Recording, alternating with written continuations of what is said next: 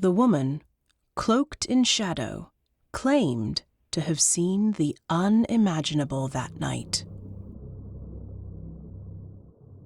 She stood concealed behind an ancient oak and watched a group of men gather around a roaring bonfire. Their faces, illuminated by the flames, were twisted with malice. In their midst, a struggling figure was dragged closer to the fire, his voice filled with terror as he pleaded, "Please don't do this. I haven't done anything." The forest seemed to hold its breath as the scene unfolded, every rustle of leaves and crackle of fire heightening the dread. Desperate cries pierced the darkness, mingling with cruel laughter that chilled Bertha to the bone. She could hear the ringleader's gravelly voice cutting through the night, declaring, "This is the end for you. You won't see another dawn." Bertha's heart pounded in her chest as she realized the gravity of the situation. Hidden in the shadows, she listened to the final, anguished cries of the man, his voice breaking as he screamed, "No, please have mercy." Slowly, those cries faded into an oppressive silence. The darkness around her felt alive with malevolence. The memory of that night seared into her mind forever. What Bertha Burns witnessed, how it happened, why it happened, and if it happened, would begin an endless labyrinth of intrigue and mystery that would endure for years deep in the rolling Arkansas hills.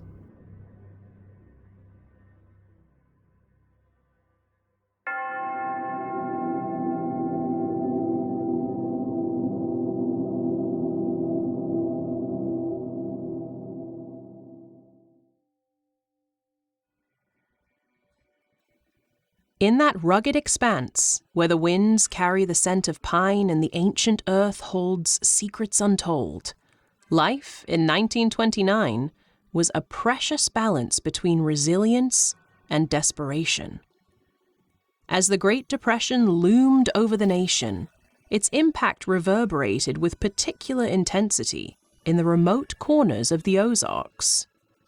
There, amidst the rolling hills and winding rivers, families eked out a living from the land, their existence tethered to the whims of weather and fortune. But as the economy faltered and jobs vanished like morning mist, the people of this isolated region found themselves grappling with a new kind of hardship that tested their physical endurance and spiritual fortitude. In the wake of economic collapse, those hills became a landscape of stark contrasts, a patchwork of verdant valleys and barren homesteads, where the promise of prosperity had withered like crops left untended. Desperation hung heavy in the air. A palpable presence gnawed at the hearts of those who called this rugged terrain home. Families faced the specter of hunger and homelessness, their once sturdy livelihoods crumbling beneath the weight of unpaid debts and dashed dreams.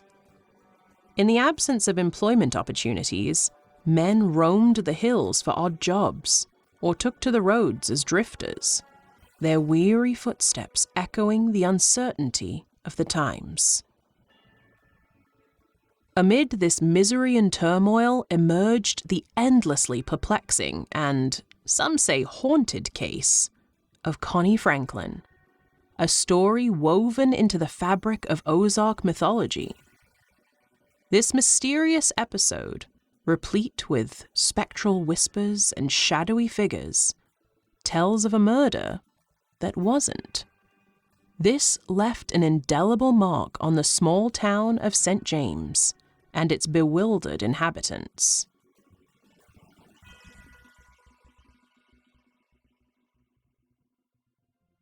Connie Franklin, a wandering soul with an air of mystery, arrived in St. James like a gust of wind.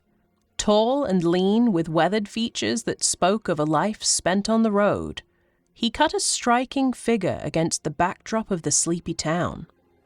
His dark and penetrating eyes held secrets untold, while his easy smile hinted at a charm that had captured many a heart along his nomadic journey. Despite his transient existence, Connie had an undeniable magnetism. This magnetic pull drew the attention of Tilla Rumina, a local 16-year-old girl whose spirit matched the untamed beauty of the surrounding landscape.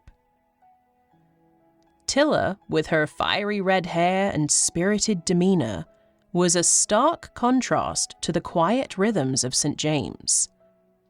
Raised in the shadow of the Ozark Hills, she possessed a wildness that mirrored the untamed wilderness that surrounded her. When she first laid eyes on Connie, she felt an inexplicable connection, an echo of recognition that stirred something deep within her soul. Their courtship was a whirlwind of stolen moments and shared dreams, their love blossoming like the wildflowers that carpeted the hills in springtime. Despite their brief acquaintance, Connie and Tilla's bond was forged with a depth that belied their fleeting relationship.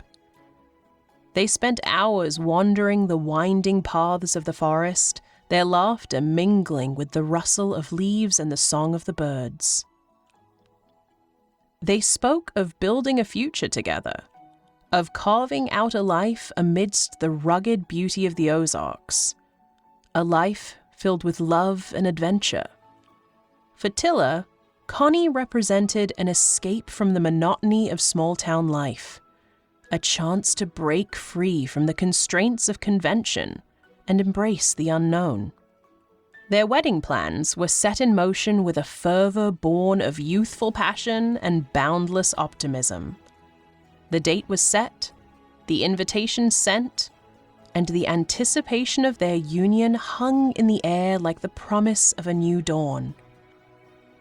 But fate had other plans in store. It was mere days before their wedding that tragedy struck, a dark cloud that descended upon St. James with the force of a summer storm.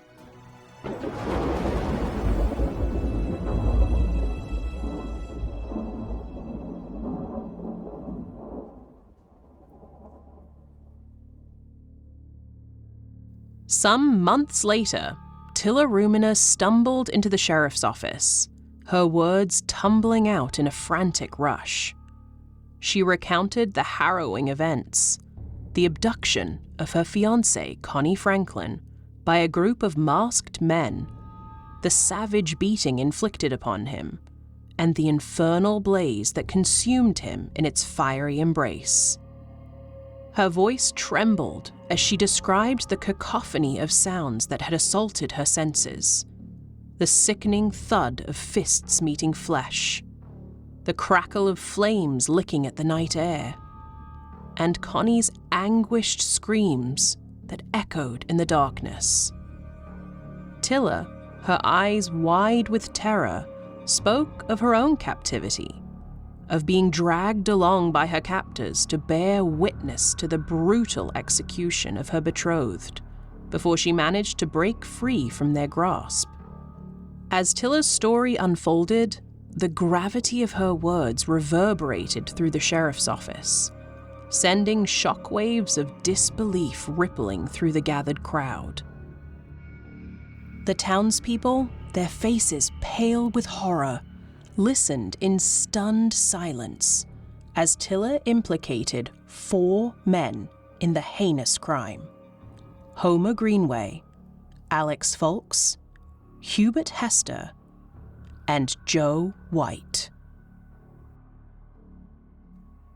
With trembling hands and a quivering voice, she identified each one, her accusations piercing the veil of complacency that had settled over the close-knit community of St. James.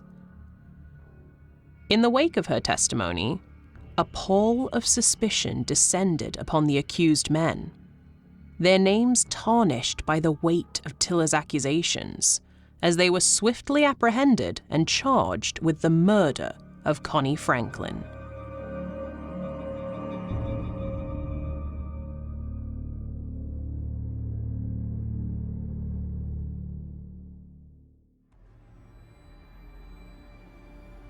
The trial that followed became the stuff of legend. The courtroom, filled with somber faces and an air of tension, was a battleground between the known and the unknowable.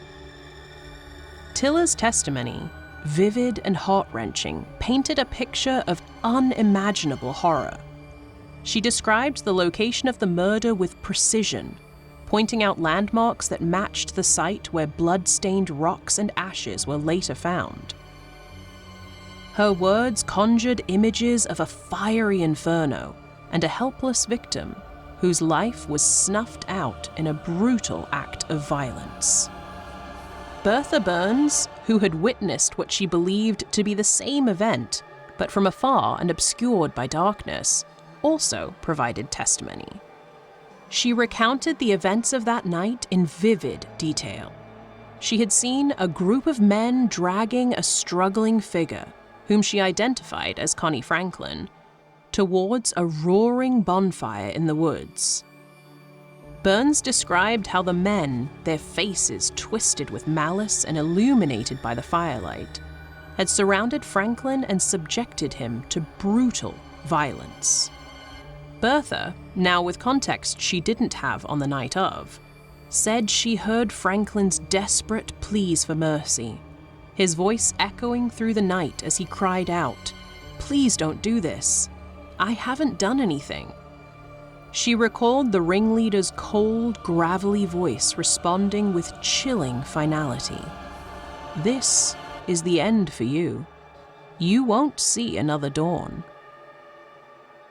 Her testimony included the unbearable sounds of Franklin's final screams as the men allegedly burned his body.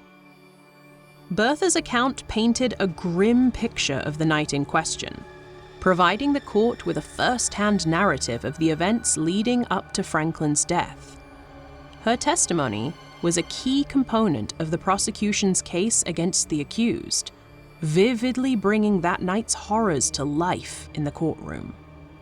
Yet, as the prosecution laid out its case, a shadow of doubt began to bloom.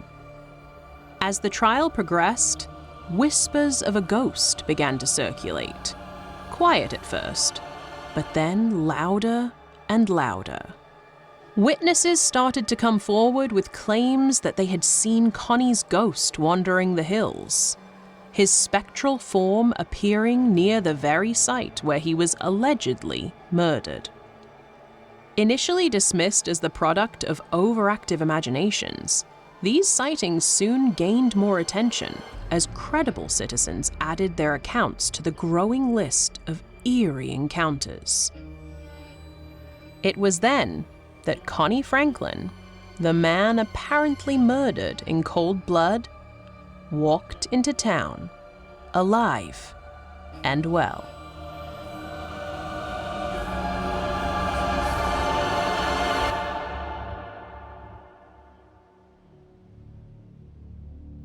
The shock of his reappearance rippled through St. James like a seismic wave. How could a man who had been declared dead return to life? Connie's sudden return didn't resolve the mystery, but deepened it. He told a strange tale of having been beaten and left for dead, only to wander the countryside in a daze before regaining his senses and returning. His story was filled with inconsistencies and gaps, leaving many to wonder if he was indeed the real Connie Franklin or an imposter. At this moment, another name began to be repeated through St. James: Marion Franklin Rogers. Rogers, some recalled, was another enigmatic figure who had passed through years before the murder of Connie Franklin. Many remarked that physically, Franklin and Rogers bore a striking resemblance. Both men possessed the rugged good looks of wanderers accustomed to life on the road, their features weathered by sun and wind. Their eyes, dark and inscrutable, seemed to hold a world of secrets behind their depths, while their easy smiles hinted at a charm that had beguiled many along their respective journeys. Observant townsfolk noted the shared characteristic of a slight limp, a subtle detail that added credence to the theory of their connection. However, it wasn't only in appearance that the two men seemed to echo each other. Their mannerisms bore uncanny similarities. A certain way of speaking, a distinctive gesture, that gave credence to the notion that they may have been cut from the same cloth. Connie and Marion had a way with words, spinning tales of adventure and romance that captivated those around them. Yet, while Connie's tales often centered around his wanderings through the Ozarks and his dreams of a settled life with Tiller, Marion's stories were more far-reaching, hinting at a past filled with intrigue and danger in distant lands. Despite these similarities, there were also notable differences between the two men that added layers of complexity to the mystery. With his roots firmly planted in the soil of St. James, Connie Franklin had become a familiar presence in the town in the months leading up to his disappearance. His interactions with the townsfolk, though limited, had left an impression of a man searching for something, perhaps redemption or belonging, in the quiet corners of the Ozarks. On the other hand, Marion Franklin Rogers had been a transient figure, passing through St. James like a shadow in the night. His arrival had been marked by whispers of intrigue and speculation, his departure shrouded in mystery and unanswered questions.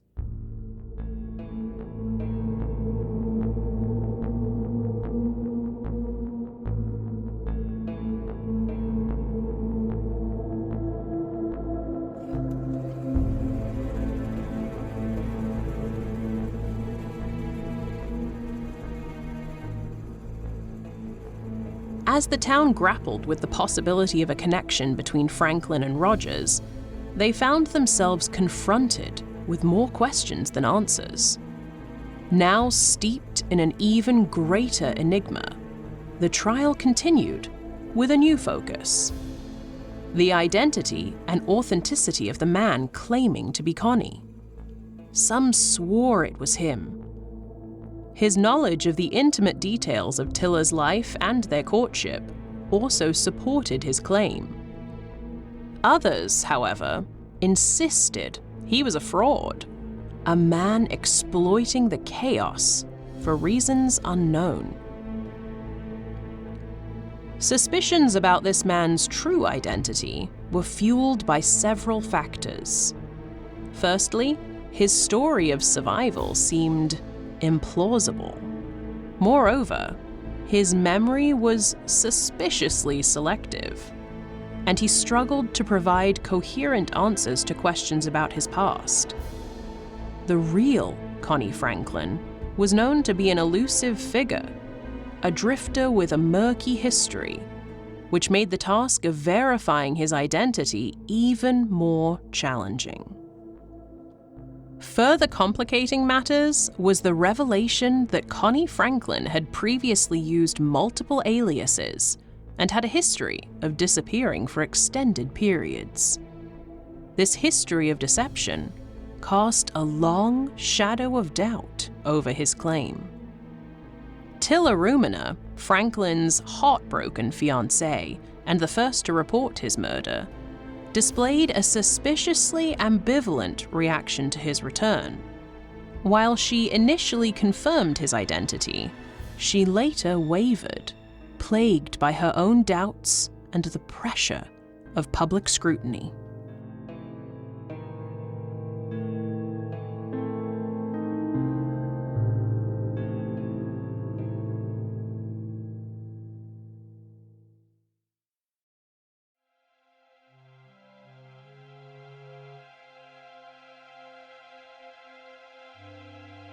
As the trial dragged on, the men accused of Franklin's murder found themselves caught in a surreal, Kafkaesque nightmare, not simply claiming their innocence for the murder, but that the murder never took place. The community, already rattled by their economic hardship, was now engulfed in a web of paranoia and suspicion. The prosecution's case, initially airtight, began unraveling under the unexpected twist's weight.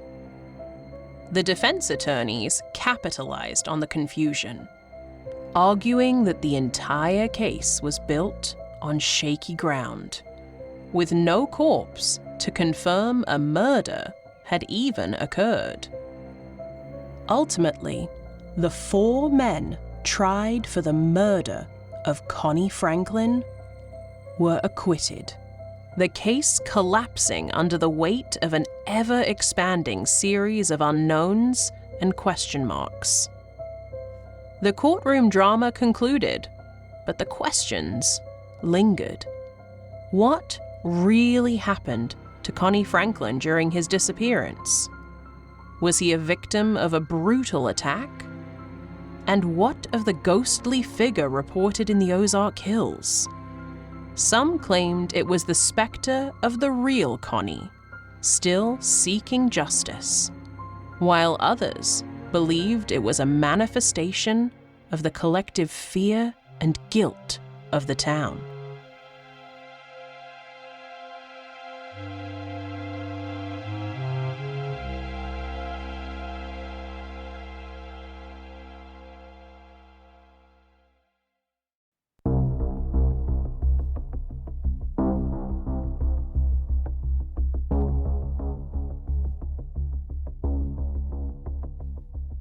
In the wake of the acquittal and the lingering confusion of the trial, the town did what it could to move on.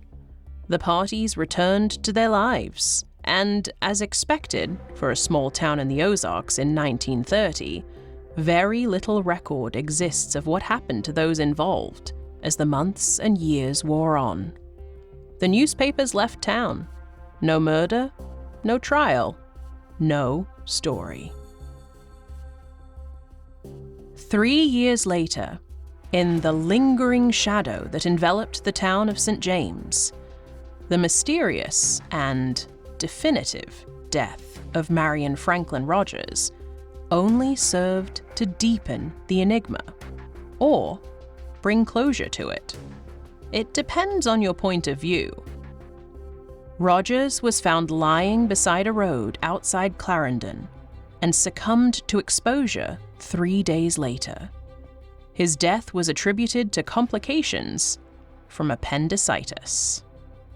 Despite this tragic conclusion to his story, the lingering question persisted. Was Marion Franklin Rogers Connie Franklin? Or were they 2 separate men whose lives intersected at a place where neither could be called to account? As the years passed, and the whispers faded into the quiet hum of memory, the truth remained elusive, a tantalizing enigma that taunted those who sought to unravel the mystery of the Arkansas hills. A flickering shadow remains, cast by the light of a bonfire, dancing wildly over the absence of definitive answers, and the cold, relentless specter of lingering doubt reflected in the eyes of an old woman, cloaked in shadow, who forever claimed to carry the scars, deep, vivid, and horrible, of witnessing a murder one late night in 1929.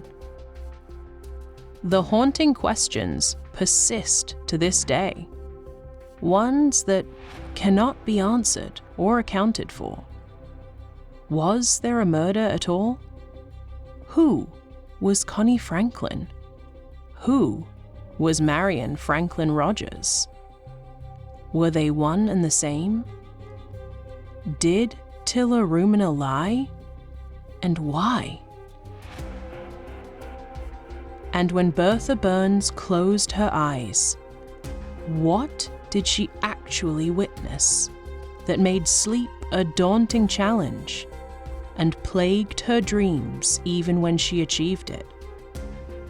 If you listen with the right kind of ears, these unknowns still echo loudly across the plains and valleys of the Ozarks. One of so many mysteries, lost forever to time and memory.